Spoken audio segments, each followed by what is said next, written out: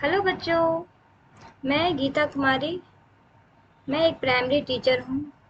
मैं अपने इस प्लेटफॉर्म माय एजुकेटेड इंडिया में आप सबका स्वागत करती हूँ। बच्चों, हम लोग संसाधन के बारे में देख रहे थे।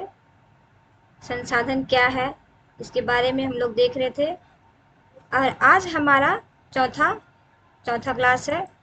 इसके पहले 3 क्लास हो चुके हैं।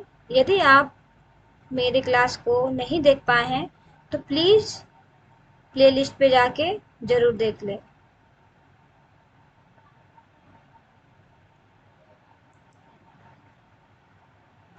हम देख रहे थे संसाधन क्या होता है, हम लोगों ने देखा था।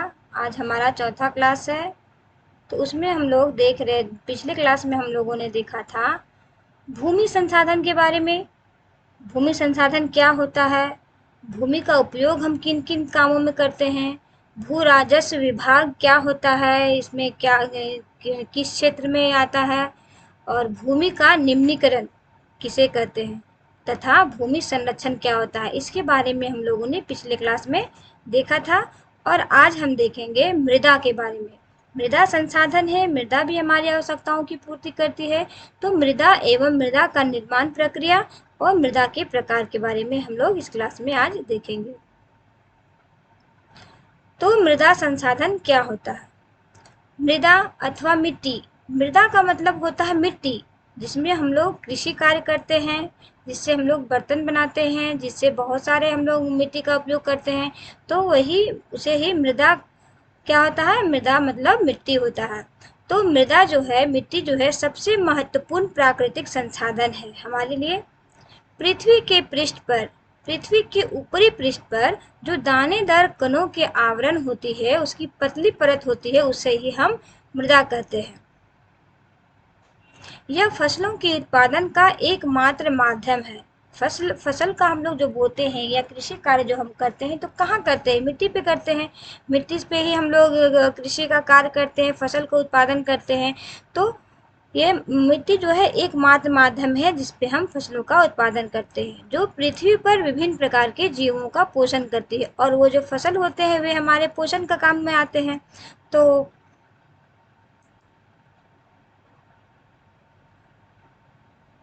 जो जो मृदा होती है, उसी में हम लोग फसल बोते हैं। तो मृदा भी एक प्रकार का संसाधन है। मृदा पृथ्वी की सबसे ऊपर पाई जाती है। फसलों के उत्पादन के लिए इसमें पोषक तत्वों के रूप में ह्यूमस होता है। मृदा की जो ऊपरी परत होती है, जिसपे हम लोग कृषि कार्य करते हैं, फसल बोते हैं और उससे अच्छा उत्पादन भी होता है, तो उसमें क्या होता है, तो उसमें ह्यूमस होते हैं, वायु की मात्रा होती है, जल होती है और सूक्ष्म जीवाणु उपस्थित होते हैं, जिस कारण जो मृदा है उपजाऊ हो जाता है और उसमें हम लोग फसल का उत्पादन कर सकते हैं।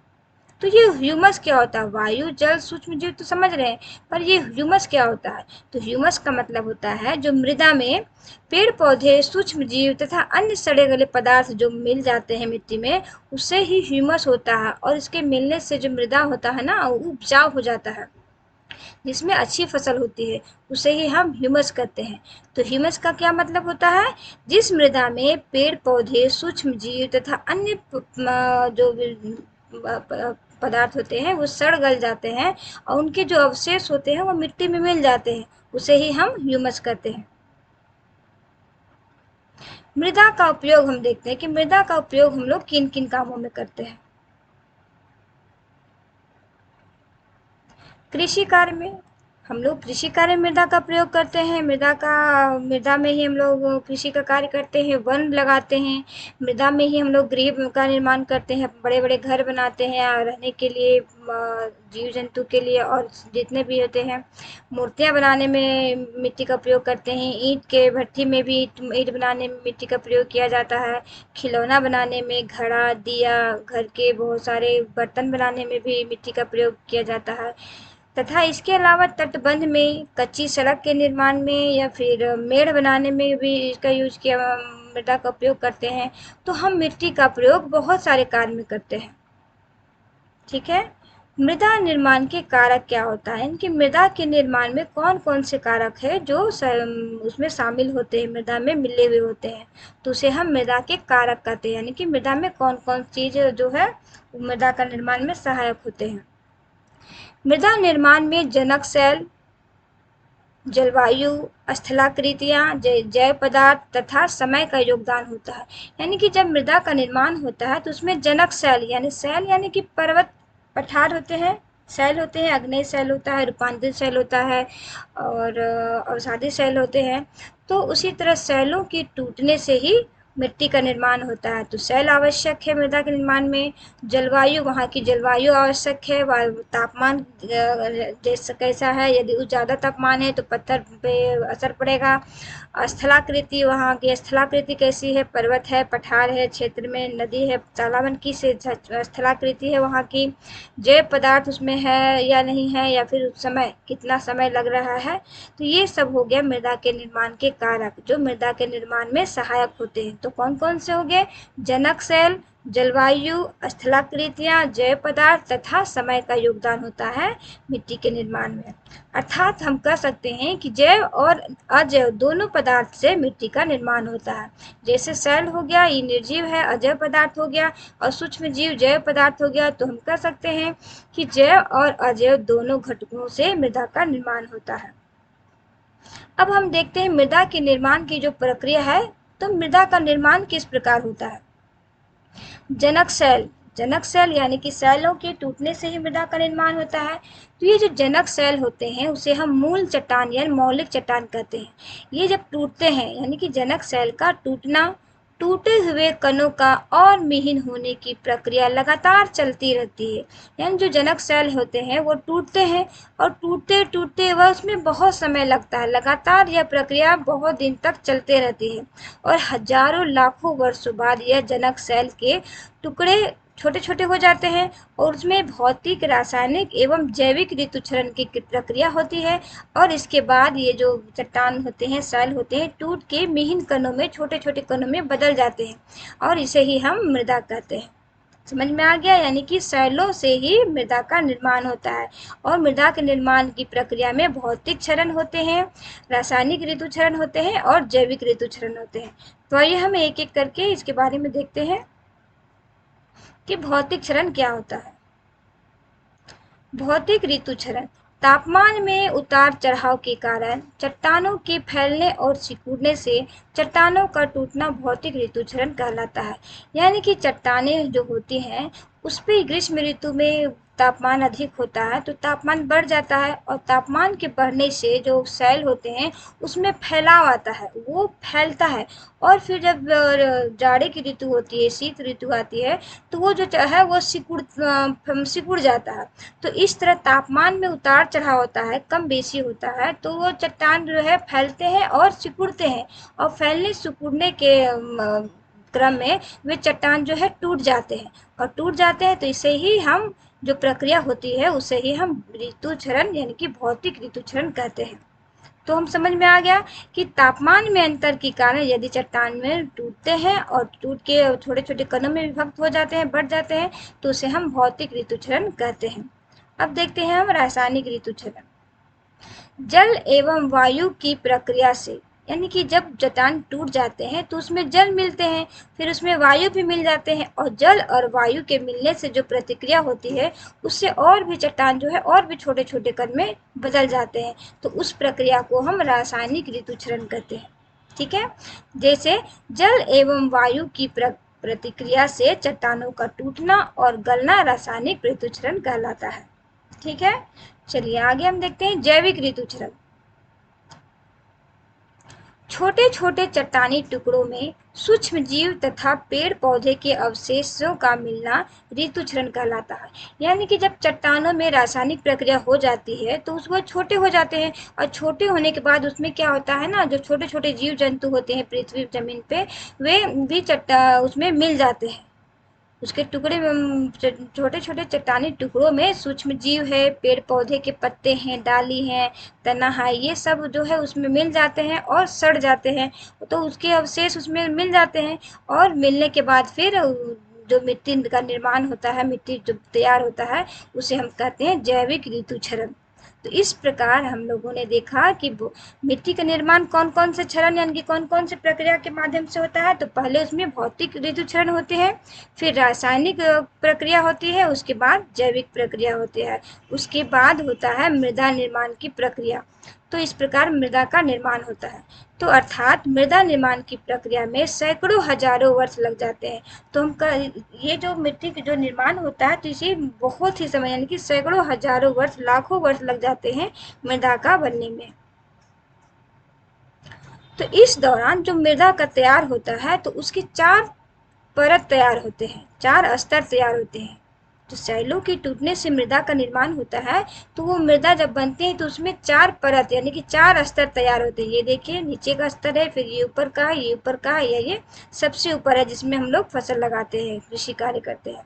तो जो सबसे ऊपर का परत होता है, इसमें ह्यूमस की मात्रा होती है, जिसमें जीव जंतु मिल जाते हैं, सड़ जाते हैं। तो ये इसमें ह्यूमस की मात्रा अधिक हो जाती है, तो इसमें हम कृषि कार्य कर सकते हैं। तो ये जो पहला परत है ऊपर वाला, इसमें ह्यूमस की अधिकता होती है। और दूसरा परत में होता है जो पेड़ पौधे की जड़ें यहाँ तक पहुँच पाते हैं, इसमें बालू और क्ले यानी कि कीचड़ की प्रधानता होती है। और तीसरा परत है, देखिए इसमें चट्टानी कण होते हैं, चट्टानों के छोटे छोटे कण होते हैं। और चौथा परत में क्या होता है, चट्टाने, मूल चट्टान होती है। तो चौथा परत में मूल चट्टानें होती हैं। तो इस तरह जो मिट्टी का निर्माण होता है, इसमें 4 स्तर तैयार होते हैं, और 4 स्तर में मिट्टी का निर्माण होता है, और इसमें बहुत लाखों वर्ष लग जाते हैं। तो मृदा निर्माण में स्थानीय भिन्नता के कारण मृदा में भी भिन्नता पाई जाती है। तो हम लोगों ने देखा था कि जिस तरह सैल में भिन्नता, पर्वत में, पठार में भिन्नता होती है, उसके कलर में भिन्नता होती है, तो उससे बनने वाली मृदा में भी भिन्नता होगी। तो इस तरह मृदा निर्माण में स्थानीय भिन्नता यानी कि किस स्थान का, किस तरह का पर्वत है, कैसे पठार है, उस भिन्नता के कारण मृदा में भी भिन्नता पाई जाती है। तो आइए हम देखते हैं मृदा को हम कितने आधार पे बांट सकते हैं। तो मृदा वर्गीकरण के आधार क्या है? मृदा वर्गीकरण के 3 आधार हैं। पहला, उर्वरता के आधार पर कि कौन सी भूमि उर्वर है, किसमें उपजाऊ हो सकती है, किसमें उपजाऊ नहीं हो सकती, उस आधार पर। दूसरा है संगठन यानी कि संरचना, मिट्टी के बनावट कैसा है, उसमें बालू है या मिट्टी है या कीचड़ है, उस आधार पर। और तीसरा हो जाता है रंग के आधार पर, यानी कि मृदा को हम 3 आधार पर बांटते हैं। तो उर्वरता के आधार पर जो होता है, तो उसमें हम लोग मृदा 2 प्रकार की होती है। तो पहला हो गया उर्वर मृदा, दूसरा हो गया अनुर्वर मृदा। उर्वर मृदा उसे कहते हैं जो उपजाऊ होता है, जिसमें अच्छी कृषि का कार्य होता है, तो उसे हम उपजाऊ मृदा कहेंगे। और अनुर्वर मृदा उसे कहेंगे जिसमें उपजाऊपन कम होता है, यानी कि कृषि तो होती है मगर उतनी अच्छी नहीं हो पाती है। तो उर्वरता के अनुसार हम देखें तो मिट्टी को 2 भागों में बांटते हैं, उर्वर मृदा और अनुर्वर मृदा। और यदि हम संरचना के आधार पर देखें तो बालू को, मिट्टी को हम लोग 3 भागों में बांटते हैं। पहला हो गया बलुई मृदा जिसमें बालू की अधिकता होती है। दूसरा हो गया चिकनी मृदा जिसमें क्ले यानी कि कीचड़ की अधिकता होती है। और तीसरा हो गया दोमट मृदा जिसमें बालू और क्ले दोनों समान मात्रा में मिले होते हैं। तो इस प्रकार हम संरचना के आधार पर मिट्टी को 3 भागों में बांट सकते हैं। और आगे हम देखते हैं रंग के आधार पर, यानी कि रंग के आधार पर भी मिट्टी को अलग अलग भागों में बांटा जाता है। लाल मृदा, काली मृदा, भूरी मृदा तथा बादामी मृदा। आइए अब हम देखते हैं भारत में कौन कौन से मृदा पाए जाते हैं। भारत में जलोढ़ मृदा, काली मृदा, लाल मृदा, पीली, लाल एवं पीली मृदा, लेटेराइट मृदा, मरुस्थलीय मृदा एवं पर्वतीय मृदा पाई जाती है। तो भारत में इतने प्रकार के मृदा जो है पाए जाते हैं। आइए हम मैप में देखते हैं। ये है हमारा भारत। भारत में देखिए सबसे ऊपर में जो दिख रहा है ना हरा हरा, ये हमारा पर्वतीय क्षेत्र है, यहाँ हमारा हिमालय पर्वत का विस्तार है।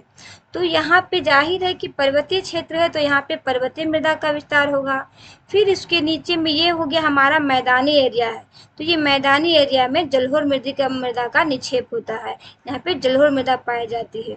और ये हो गया हमारा भारत का पठारी भाग, पठारी क्षेत्र है, तो पठारी क्षेत्र में हमारी काली मृदा पाई जाती है। तो सबसे ऊपर पर्वतीय भाग में हमारा पर्वतीय मृदा पाई जाती है। फिर मैदानी, उत्तर का जो विशाल मैदान है, मैदानी एरिया में हमारा जलोढ़ मिट्टी पाई जाती है।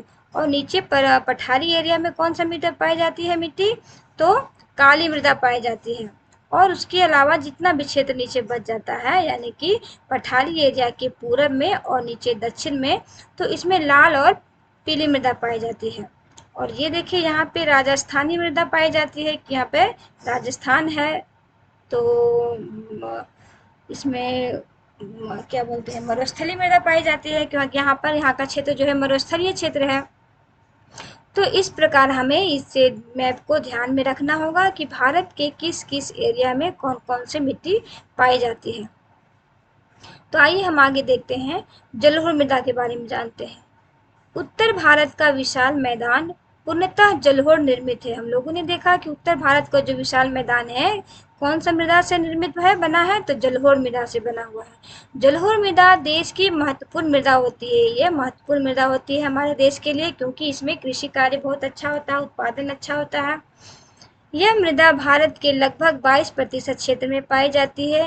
क्षेत्रफल की दृष्टि से देखें तो सबसे अधिक क्षेत्र में यह मृदा पाई जाती है, जलोढ़ मृदा। सबसे भारत में कितने प्रतिशत पे है, तो 22% क्षेत्र में जलोढ़ मृदा का विस्तार है। तथा यह महत्वपूर्ण नदियाँ, ये जो मृदा का निर्माण होता है तो कैसे होता है, तो इन नदियों के द्वारा जो मिट्टी लाई जाती है उसके निक्षेप से होता है। वही नदियाँ मिट्टी अपने साथ मिट्टी को बहा के लाती है और यहाँ पे बिछा देती है और पानी बह जाता है, तो जिससे जलोढ़ मृदा का निर्माण होता है। तो ये नदियाँ किन किन नदियों के, ये जो मिट्टी होती है मैदानी एरिया होता है, किन किन नदियों के द्वारा लाई जाती है जलोढ़ मृदा, तो उनका निर्माण होता है तो सिंधु नदी के द्वारा, गंगा नदी और ब्रह्मपुत्र नदियों द्वारा लाई गई निक्षेपों से ये नदी का निर्माण होता है। पूर्वी तटीय मैदान भी गोदावरी कावेरी नदियों के निक्षेप से ही बना है। जो ये पूर्वी तटीय है, ये हो गया हमारा भारत, ये इधर का हिस्सा, इधर पूर्वी भारत हो गया, इधर पश्चिमी हो गया। तो पूर्वी भाग में ये जो किनारे में जो है, ये भी हमारा जलोढ़ मृदा का क्षेत्र है।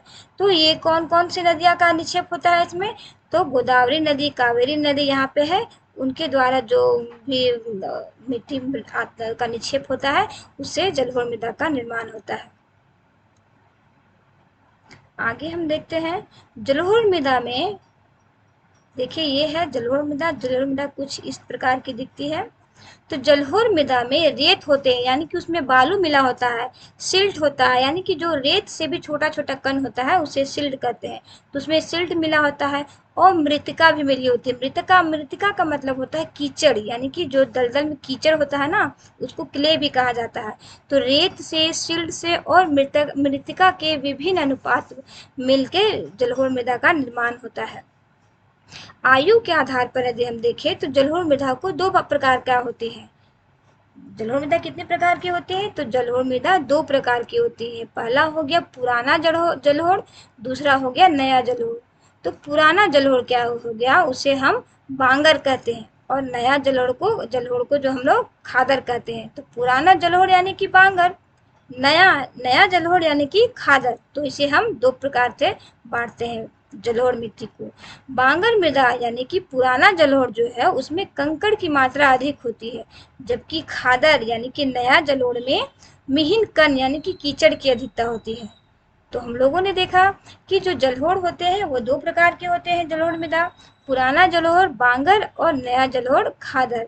बांगर यानी कि पुराना जलोढ़ में कंकड़ की मात्रा अधिक होती है और नया जलोढ़ में मिट्टी यानी कि कीचड़ की अधिकता होती है। तो इस प्रकार हम लोगों ने देखा। अब हम आगे देखते हैं जलोढ़ मृदा अधिक उपजाऊ होती है।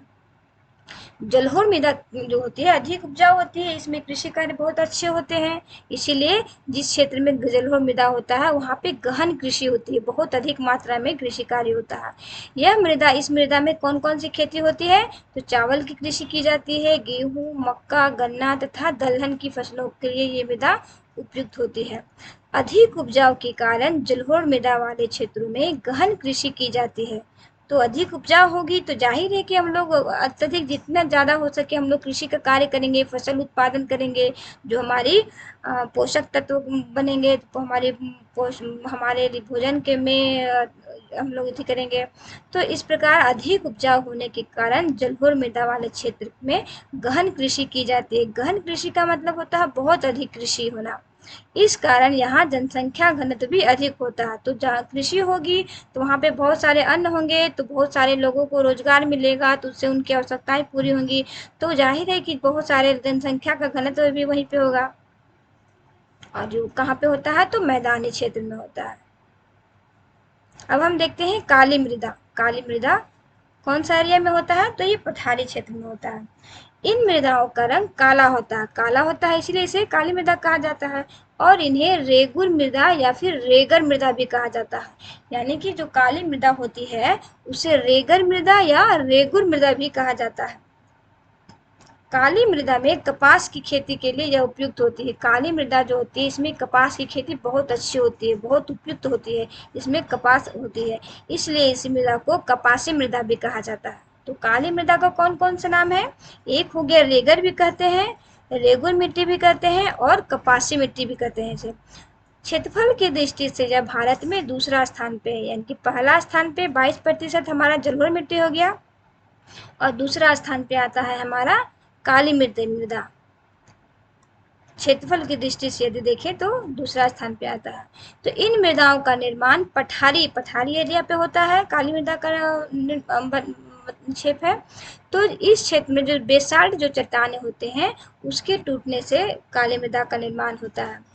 इस क्षेत्र के उत्तर पश्चिम भाग में पाई जाती है। ये उत्तर और पश्चिम पठारी के उत्तर पश्चिम भाग में पाई जाती है। यह लावा जनक शैल से बनी होती है। इसका निर्माण कैसे होता है, लावा जनक शैल यानी कि ज्वालामुखी जो पर्वत का निर्माण होता है उन शैलों के टूटने से इस मृदा का निर्माण होता है। यह मृदा महाराष्ट्र में, सौराष्ट्र में, मालवा, मध्य प्रदेश और छत्तीसगढ़ के पठार पर पाई जाती है। हम लोग जानते हैं कि पठारी एरिया में महाराष्ट्र आता है गुजरात के बाद, तो उस एरिया में महाराष्ट्र, सौराष्ट्र, मध्य प्रदेश, छत्तीसगढ़, इस एरिया में क्या है, काली मृदा पाई जाती है। काली मृदा बहुत महीन कणों अर्थात मृतिका से बनी होती है। जो काली मृदा होती है इसमें बालू नहीं होता है, यह क्ले यानी कि कीचड़ से बने होते हैं, और ये मृदा बहुत महीन कणों से बने होते हैं। इसमें नमी धारण करने की क्षमता बहुत अधिक होती है। तो इसमें जब पानी पड़ता है ना तो ये चिपचिपा हो जाता है। नमी इसमें धारण करने की क्षमता अधिक होती है। यह लावा जनक सेल से बना होता है, जो क्या होता है वो जो रूपांतरित सेल हो जाती है अग्नि सॉरी क्या बोलते हैं इसको, ज्वालामुखी पर्वत से जो बनता है, तो उसी से ही ये मिट्टी का निर्माण होता है। इसके अलावा यह मृदा कैल्शियम कार्बोनेट, पोटेशियम, पोटास और चूने जैसे पोषक तत्वों से परिपूर्ण होता है। यानी कि इस मिट्टी में जो है मृदा में कैल्शियम जो खनिज पदार्थ होते हैं वो मिले होते हैं, कार्बोनेट, मैग्नीशियम, पोटास और चूना इसमें मिला होता है, और इसी कारण इसमें कपासी खेती अच्छी होती है। परंतु इनमें फास्फोरस की मात्रा कम होती है। गर्म एवं शुष्क मौसम में इन मृदाओं में गहरी दरारें पड़ जाती है। जब गर्मी का दिन होता है तो ये मृदा में देखें गहरी दरारें, यानी कि इस तरह से मृदा जो है फट जाती है। दिख रहा है ना आपको, ये काली मृदा है। तो गर्म एवं शुष्क मौसम में इन मृदाओं में गहरी दरारें यानी कि बीच बीच में फट जाती है, और जिससे इसमें वायु प्रवेश कर जाती है, और तो इसमें वायु की मात्रा भी उपस्थित हो जाता है।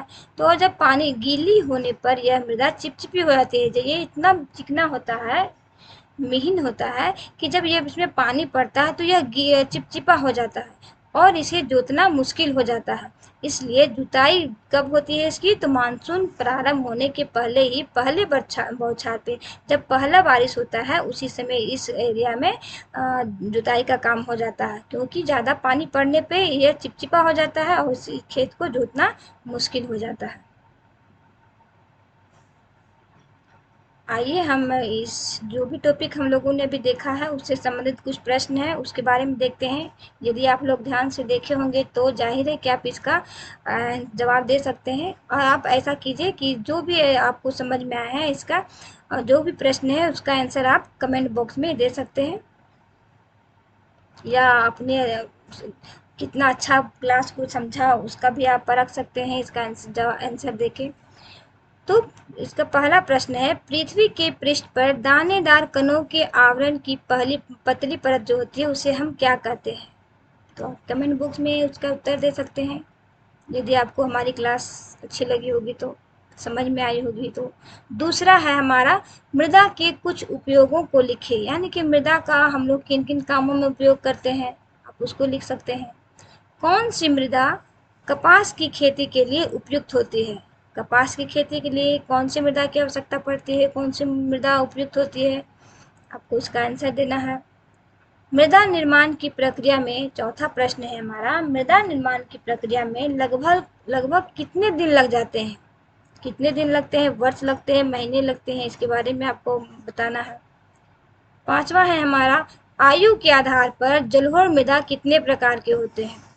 हम लोगों ने भी देखा आयु के आधार पर जलोढ़ मृदा कितने प्रकार के होते हैं, 2 प्रकार के होते हैं, तो आपको उसके नाम लिखने हैं। किस मृदा को रेगुर मृदा भी कहा जाता है? सातवां क्वेश्चन है, किस मृदा वाले क्षेत्र में गहन कृषि की जाती है, यानी कि ऐसी कौन सी मृदा है जिस क्षेत्र में गहन कृषि कार्य किया जाता है।